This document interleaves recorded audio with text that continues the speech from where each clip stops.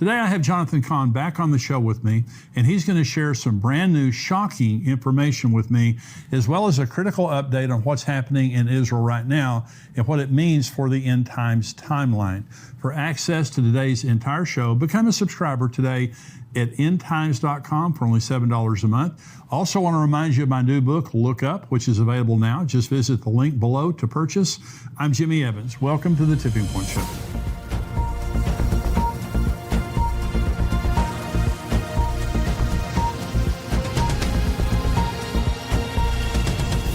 You said that something happened last year, which was a Shemitah year, that continues the mystery of the Shemitah.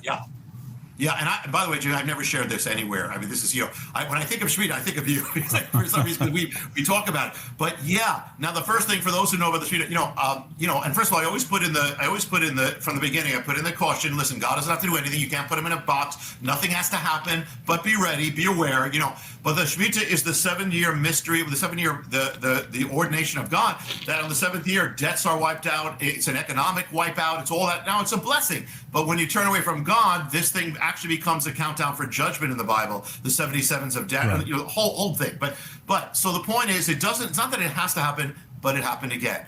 But when 2001, you had, 2008, and on the exact day of the Shemitah, you had the greatest wipeouts in history. 2015 was also, it wasn't, the most dramatic was 2001 and 2008, but 2015 was also the next time that you had the stock market go into the red. It hadn't happened since 2008. Losses. You had the greatest, some of the greatest crashes in all the other markets or trade. China collapsed by $500 billion. But now, 2022, what happened? Did anything happen? Yeah, it happened. 2022 was the worst year of the stock market since 2008, the Shemitah of 2008. It was the worst year of the bonds and stocks since the Great Depression. It was the worst. The thing about it was the worst year in the bond market. Okay, usually if the stock market crashes, the bond market will stay. Yeah. Bond markets are but this year both of them crashed, and it was the worst year for the bond market in the history of the bond market. Oh my God! This Shemitah absolutely was the worst year ever. It was the worst year of stocks and bonds combined, the global market in history as well. Lost about $30 trillion. The markets like the NASDAQ and the S&P were down 20%, 30%. People don't realize it was, and you had the Bitcoin crash. It was one of the, some people said it was the worst year ever because it affected everything. But yeah, it happened again. And the Shemitah began in 2021 in September. By January, the stock market reversed itself, and it was going down since then.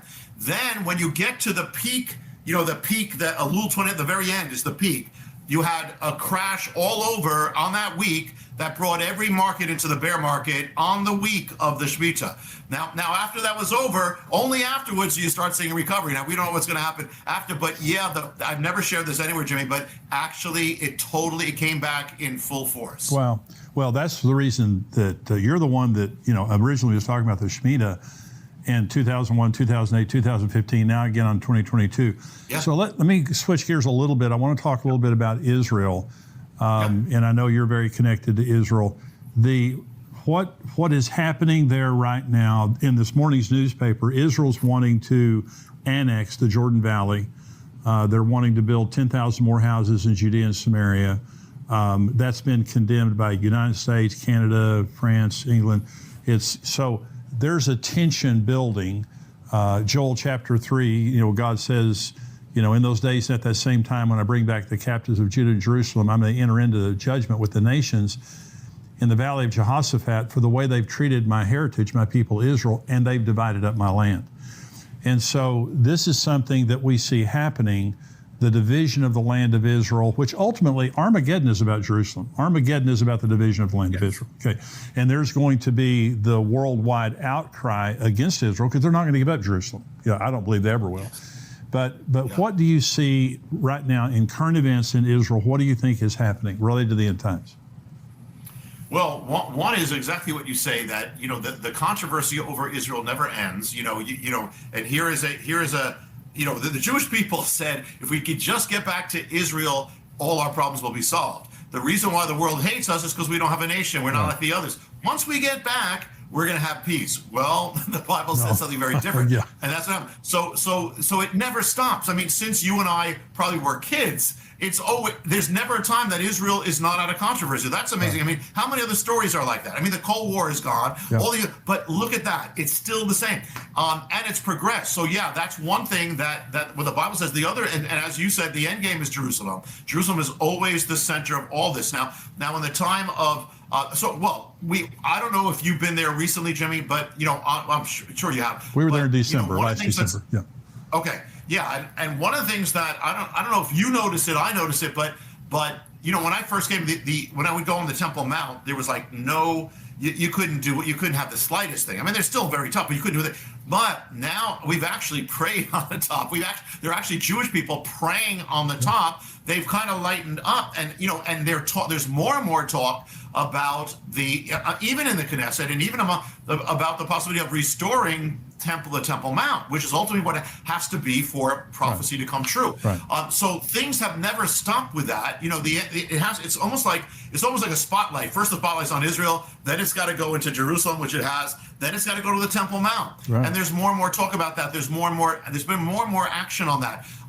The fact that even what we saw with Donald Trump, and we cannot minimize that to any degree. What he did was historic and was gigantic. Absolutely. And was prophetic. It was the first time a world leader since ancient times specifically recognized Jerusalem for the Jewish people. Yeah.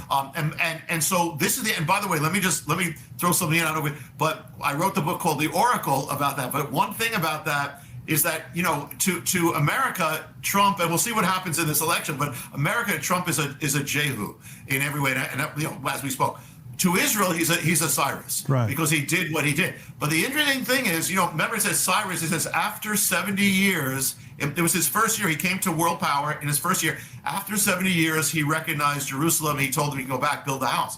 Well, when you look at there's a date that actually the world separated Jerusalem from Israel. Was actually the date when the United Nations voted that they would have an Israel again, but they separated Jerusalem legally in that same day, in November, with that declaration.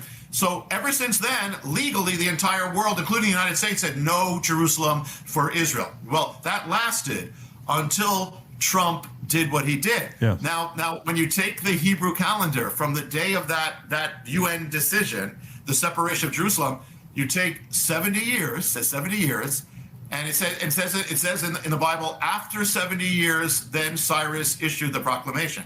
The day after that, you take 70 years exactly, day after is the day that Trump issued the declaration of Jerusalem. So God has his way, and no matter what happens, no matter what the world says, no matter what the United Nations says, Israel is not moving, and Jerusalem is not moving. And our eyes need to be on the Temple Mount, because we know it, and that is where it's all converging.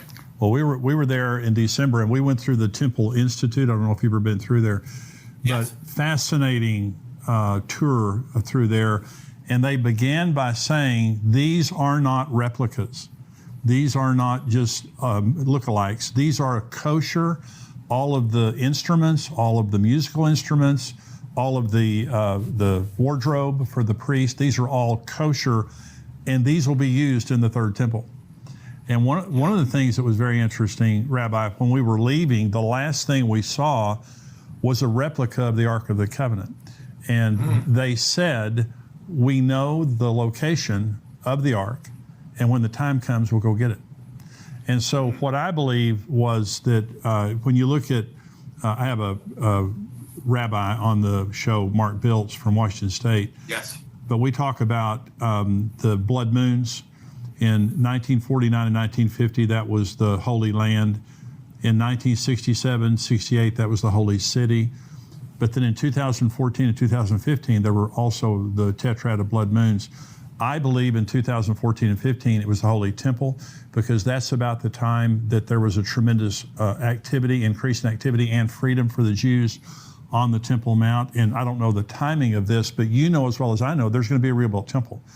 At some point in time. Let me ask you one more question before I let you go. What do you think about Iran?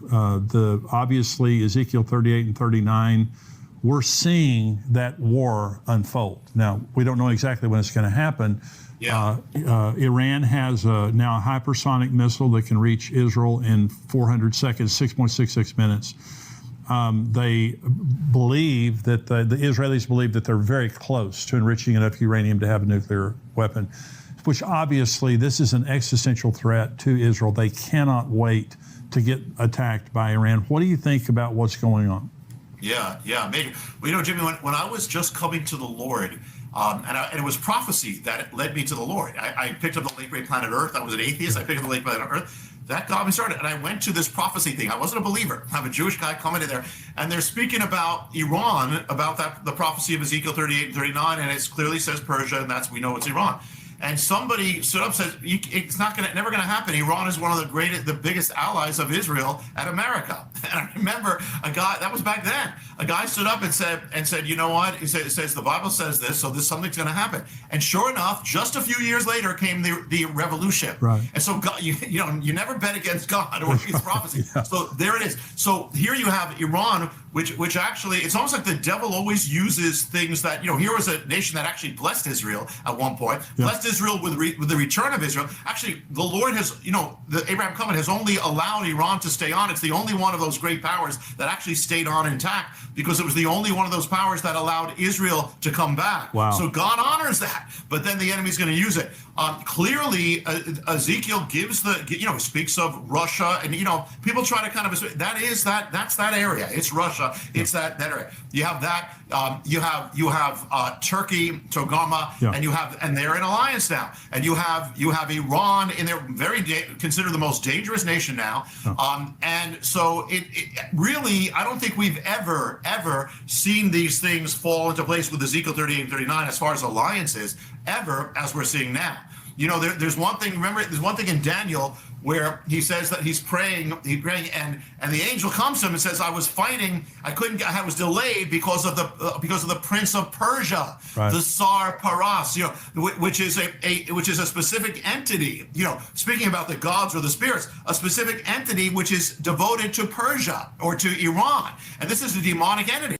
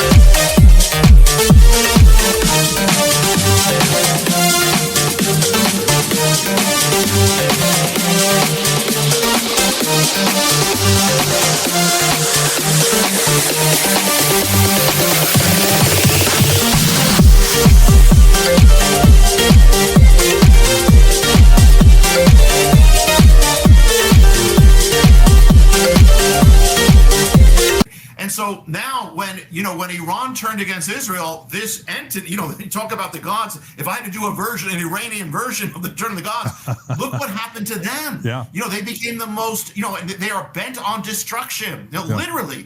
And they're the ones who are behind much of the attacks on Israel from Hezbollah, from the Gaza Strip. It's the same spirit, this prince of Persia. And so it is bent on destroying Israel, but God is bent on redeeming Israel. So not going to happen. So I believe, this is a continual. Talk about spiritual things behind the physical. There's a war between Michael and the Prince of Persia behind Netanyahu, behind all this, and it's going to go until it's fulfilled. And we know who wins. Yes, Rabbi, Return of the Gods, your newest book, Jonathan Cahn, New York Times best-selling book. You can get this anywhere. Amazon, your local bookstore. Anything else you want to say about how people can contact you? Yeah, thank you. Yeah, you can get it anywhere. I pray that people get it not just for themselves, but for people in their lives, because everybody has people in their lives who are subject big time in this, and that God would use it to free them. The other thing is that a little while back the Lord gave it the opening to have a motion picture in theaters across America. By the way, Jimmy, and I'm just saying it to the glory of God. By God's grace, when it came out, it was the #2 movie in America, just under Doctor Strange, Marvel's Doctor Strange. So God used it. But if you missed it or you saw it, it's now streaming everywhere on Amazon Prime. If you can get the DVD. If you go to HarbingersOfThingsToCome.com, HarbingersOfThingsToCome.com, that's the name of the movie, or Amazon Prime, it's everywhere. But Jimmy, it's always a blessing to be with you. And I just heard we're going to be together with Perry, our friend Perry Stone. Yeah. That'll be a blessing too, but always a blessing for what you're doing. From the day we first met in New York City, I've always been blessed by your ministry tremendously. You're a dear friend, and you're the most brilliant end times guy I know, and I tell everybody that. Your materials are just, they freak me out. I mean, it's just, and they're so enlightening and so encouraging, but you just bring the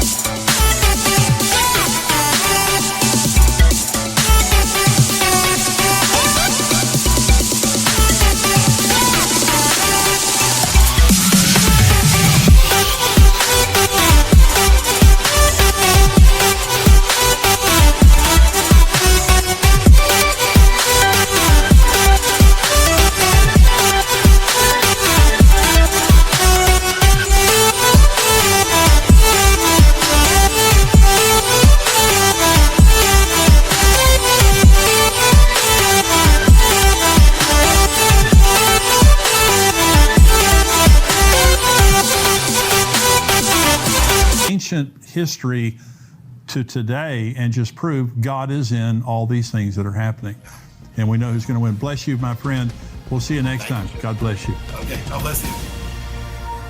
We have much more from Jonathan's interview on our subscription site, endtimes.com. He's going to be sharing some brand new research he has just learned about the Respect for Marriage Act.